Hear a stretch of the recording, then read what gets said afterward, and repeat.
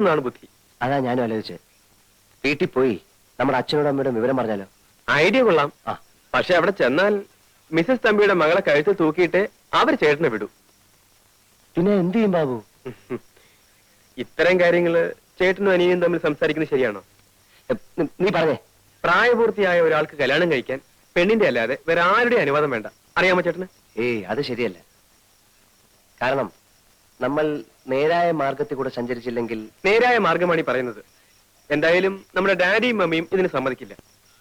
ആ നിലയ്ക്ക് കല്യാണം കഴിഞ്ഞിട്ട് അവരെ അറിയിക്കുന്നതല്ലേ നല്ലത്. അല്ല ബാബു, ഈ കല്യാണം എന്നൊക്കെ പറയുമ്പോ എന്താന്ന് വെച്ചാലേ എനിക്ക് പേടിയാവുന്നു. പേടിയും പ്രേമവും ഒരു കുടയുടെ കീഴിൽ പോവില്ല. ചേട്ടൻ ധൈര്യമായിരിക്കെ. നമുക്ക് ആ പെൺകുട്ടിയുടെ വീട്ടിൽ പോയി കല്യാണം ആലോചിക്കാം.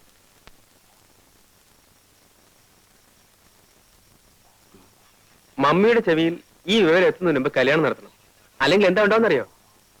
അവിടെ മറ്റേ പ്രശ്നം ചൂടുപിടിച്ചിരിക്കുക. ഇപ്പം രാധയുടെ വീട്ടിലേക്ക് ആര് പോവും ആലോചിക്കാൻ? അതിനൊക്കെ ഞാൻ മതി ചേട്ടാ. ഒരു കാരണവരെ കൂടി സംഘടിപ്പിച്ചാൽ പരിപാടി ഉഗ്രനായി.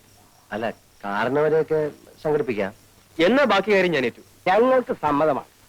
എന്നാലും കാരണവന്മാർ തമ്മിൽ ഇതിനെപ്പറ്റി ഒന്ന് സംസാരിക്കുക, ജാതകം കൈമാറുക, ഇങ്ങനെയൊക്കെ ചില നാട്ടാചാരങ്ങളൊക്കെ ഇല്ലേ? പട്ടണത്തിൽ എവിടെയാ നാട്ടാചാരം? അതൊക്കെ നമ്മുടെ ഇവിടെ അല്ലേ. അവിടെ ഇപ്പൊ താലി കെട്ടണമെന്ന് പോലും ഇല്ല. എങ്കിലും അവരിവിടം വരെ വരാതെ. ഞങ്ങളുടെ ഡാഡിയും മമ്മിയും പണ്ടേ പറഞ്ഞിട്ടുള്ളതാ. ഇക്കാര്യത്തിൽ ഞങ്ങളൊന്ന് തീരുമാനിക്കുന്നു, അതവർക്ക് സന്തോഷമാണ്. അല്ല, നമ്മുടെ മര്യാദ അനുസരിച്ച്. മര്യാദയല്ലേ അവര് പറഞ്ഞത്? ഇത്തരം കാര്യങ്ങളൊക്കെ അധികം നീട്ടിക്കൊണ്ടുപോകാതിരിക്കുന്ന ഭംഗി. കല്യാണത്തിനെങ്കിലും അവര് വരുവോ? അതറിയില്ല. എന്തായാലും ഞാനുണ്ടാവും. ചേട്ടനൊന്ന് വഴിമാറി കിട്ടിയിട്ട് വേണം അനിയന് പ്രവേശിക്കാൻ, അല്ലേ? നല്ലൊരു ദിവസം നോക്കി നമുക്കങ്ങ് നടത്താം. അതെ, ചേട്ടൻ കല്യാണത്തിന് സമ്മതിക്കില്ലെന്ന് പറഞ്ഞ് മമ്മിക്ക് വലിയ സങ്കടമായിരുന്നു. അവരെ നമുക്കൊന്ന് അത്ഭുതപ്പെടുത്തുകയും ചെയ്യാം. എന്നാ പിന്നെ എല്ലാവരും തീരുമാനിക്കുന്ന പോലെ അങ്ങ് ആയിക്കോട്ടെ. ഇതാ കാണുന്ന പണി, ഇതാ പണി, ഇതാ പണി. ആ, ഇവിടെ നിർത്തി, ഇവിടെ നിർത്തി, ഇവിടെ നിർത്തി, ഇവിടെ നിർത്തി. ശരി, മോൻ പൊക്കോ. ഇവിടം വരെ വന്നിട്ട് അമ്മാവന്റെ വീട്ടിൽ കയറാതെ പോകുന്നത് ശരിയാണോ? ഒരു തെറ്റുമില്ല, തിരക്ക് കാണും. മോൻ പൊക്കോ. എനിക്ക് ഒരു തിരക്കുമില്ല. അമ്മാവൻ വരും. എന്താ വാതിലേക്ക് അടച്ചിട്ടിരിക്കുന്നത്? ഇവിടെ ആരുമില്ലേ? ഉണ്ടല്ലോ ഉണ്ടല്ലോ. ഭാരതി, വാല് പറഞ്ഞോളൂ, വാല് പറഞ്ഞോളൂ. ഞാൻ വന്നു. ഹലോ, മകളാണോ? അല്ല, ഭാര്യ. ഓ, ഐ എം സോറി. ഇരിക്കൂ. Thank you.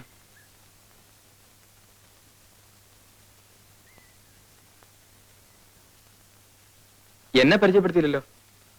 ആ, ഇത് ബാബു, വില്ലേജ് എക്സ്റ്റൻഷൻ ഓഫീസർ വിനയന്റെ നേരെ അനിയൻ. ചേട്ടന് പരിചയം ഉണ്ടായിരിക്കും. ഇല്ല. വിനയം വളരെ തിരക്കുള്ള ആളല്ലേ, ഞാൻ വിളിച്ചോണ്ടൊന്നും ബുദ്ധിമുട്ടിക്കാറില്ല. ചേച്ചി, ഒരു ദിവസം ഞാൻ വിളിച്ചോണ്ട് വരാം. പക്ഷെ സദ്യ തരണം.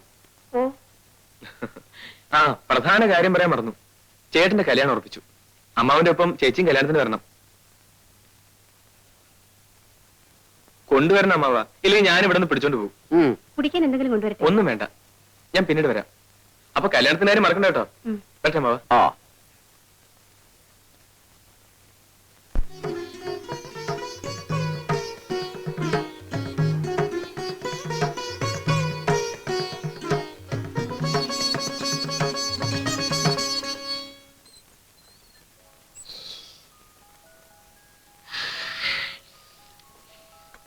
ഈ പാല് ആർ കുടിക്കാനാ? ചേച്ചിക്ക് കുടിക്കാൻ അമ്മ ഒഴിച്ചിച്ചതായിരിക്കും. അതെന്താ ചേച്ചിക്ക് മാത്രം? നിനക്ക് വല്ലതും അറിയോ? കല്യാണം എന്ന് വെച്ചാൽ അതൊക്കെ വേണം. നമുക്ക് എടുത്ത് കുടിക്കാം. അമ്മ അറിഞ്ഞാ നമ്മളെ കൊല്ലും. അമ്മയുടെ വിചാരം നമ്മൾ വീട്ടിലേക്ക് ഉറങ്ങാൻ പോയിരിക്കാന്നാ. എന്നെ നമുക്ക് എടുത്ത് കുടിച്ചിട്ട് പോകാം. കുടിക്ക. എനിക്ക് എനിക്ക് മതി, എനിക്ക്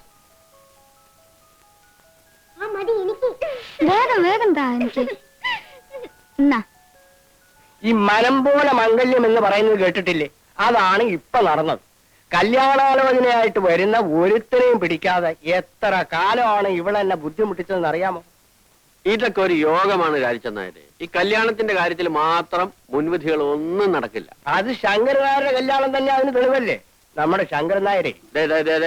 നമ്മളിങ്ങനെ ഇരുന്ന് ബോറടിക്കുന്നത് ശരിയാ. ചേട്ടന് ഉറക്കം വരുന്നുണ്ടാവും. അവർക്ക് വല്ലതും സംസാരിക്കാൻ കാണില്ലേ? എവിടെ നമ്മുടെ അന്തർജനങ്ങള്? മോളെ, നിന്റെ കുട്ടികളെയൊന്നും ഇനി പാടില്ല കേട്ടോ. കല്യാണം കഴിഞ്ഞ പെണ്ണാ. നല്ല അടക്കം ഒതുക്കമായിട്ടൊക്കെ കഴിയണേ. അവള് കൊച്ചുകുട്ടിയൊന്നുമില്ലല്ലോ, അല്ലേ രാധേ? ലക്ഷ്മിക്കുട്ടിയെ മോളെ നമുക്ക് നാളെയും കാണാം പോരെ? ഭാരതി നേരം വൈകിക്കണ്ട, എനിക്കൊന്ന് കുളങ്ങര പോണം. പോയിട്ട് വരട്ടെ മോളെ. ബാബു ഇന്ന് ഞങ്ങളുടെ കൂടെ പോര്, നമുക്ക് അവിടെ കിടന്നുറങ്ങാം. അത് ശരിയാ, ഇന്ന് ഇവരെ രണ്ടുപേരെ ഒറ്റയ്ക്കാക്കുന്നത് നല്ലത്. അവിടെ കുട്ടികളൊക്കെ ആയിട്ട് തിരക്കായിരിക്കാം അവ. എനിക്കൊരല്പം ഒഴിഞ്ഞ സ്ഥലമാണ് ഇഷ്ടം. ഞാൻ ശങ്കരനായിട്ട് വീട്ടിൽ കിടന്നോളാം. അവിടെ ഈ പറഞ്ഞ പോലെ ഒരു വിരോധമില്ല. ഒരു കാര്യമുണ്ട്, അവിടെ നല്ല കാറ്റ് കിട്ടും. നല്ല കാറ്റ് കിട്ടും, പക്ഷെ ഭയങ്കര കൊതുവാ. വേണമെങ്കിൽ പോന്നോളൂ. കൊതുവൊന്നും ഇപ്പോഴില്ല. കൊതു ഉണ്ടായാൽ തന്നെ സാരമില്ല, ഒരു ദിവസത്തേക്കല്ലേ. ഒരു വിരോധമില്ല, പക്ഷേ ഈ മേശയും കസേരയൊക്കെ എടുത്ത് മാറ്റി ഒരു പായ വിരിച്ച് കൂടെ കിടക്കാവുന്നതേ ഉള്ളൂ. അവർക്കൊരു കൂട്ടുമായി. അത് വേണ്ട, ഞാൻ അവിടെ കിടന്നോളാം. മാത്രമല്ല താനല്ലേ ഇപ്പൊ തന്നെ പറഞ്ഞത് ഇന്നവരെ തനിച്ചു വിടണം. ഭാരതി, എന്നാ ഈ ടോർച്ച് പിടിച്ച് മുമ്പിൽ നടന്നോ. അപ്പൊ രാത്രി യാത്രയില്ല. പോട്ടെ വാ. അപ്പൊ ചേട്ടാ, ഞാൻ രാവിലെ എത്താം. ആ ശരി. മോളെ പോയിട്ട് വരാം. ഓ, കൊച്ചുങ്ങൾ ഉറങ്ങി കാണും. വരൂ ലക്ഷ്മിട്ടി.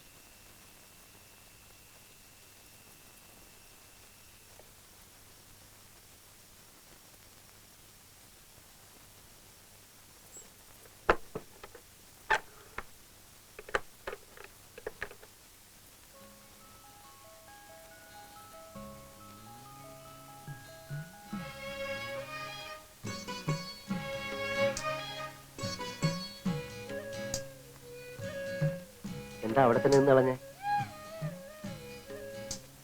ഏയ്, എന്താ ഇത്? ആദ്യ രാത്രി എന്ന് പറയുമ്പോ ചില ചടങ്ങുകളൊക്കെ ഇല്ലേ? എന്താ? ആദ്യം തന്നെ പാൽ നിറച്ച ഗ്ലാസുമായിട്ട് വേണം ഒരു നവവധു മണിയറിലേക്ക് വരാൻ. പെണ്ണിന്റെ വീട്ടിലാവുമ്പോ അമ്മായിയമ്മ ഇതൊക്കെ ചെയ്യിക്കാറുള്ളത്. ഞാൻ നിർബന്ധിച്ചിട്ടാണല്ലോ ആദ്യ രാത്രി ഇവിടെ ആക്കിയത്. അതുകൊണ്ട് ഞാൻ തന്നെ പാല് കാച്ചി അടുക്കളയിൽ വെച്ചിട്ടുണ്ട്. പോയി എടുത്തുകൊണ്ട് വന്നാൽ മതി.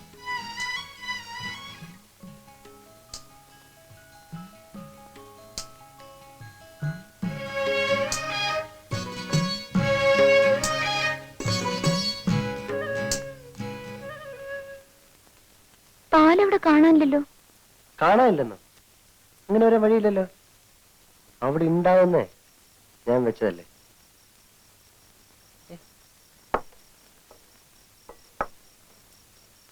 ചിലപ്പോ ആ പിള്ളേരെടുത്ത് അടിച്ചു കാണും.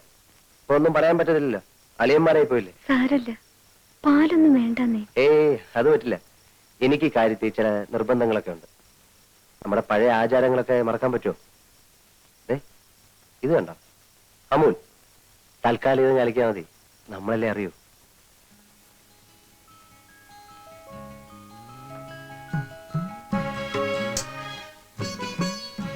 പാല്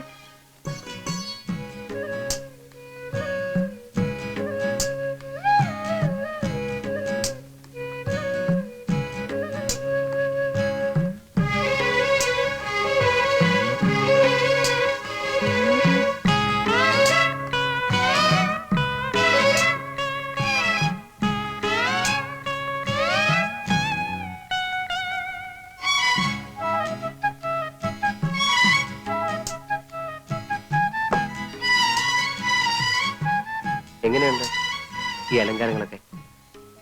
എന്തിനാ ഇത്രയധികം പൂവൊക്കെ വാങ്ങി കിട്ടിയത്? എങ്കിലല്ലേ ആദ്യ രാത്രിക്ക് ഒരു സുഗന്ധം ഉണ്ടാവും. മുല്ലപ്പൂ കുറച്ചുകൂടെ സംഘടിപ്പിക്കണമെന്നുണ്ടായിരുന്നു, കിട്ടിയില്ല. സാരമില്ല.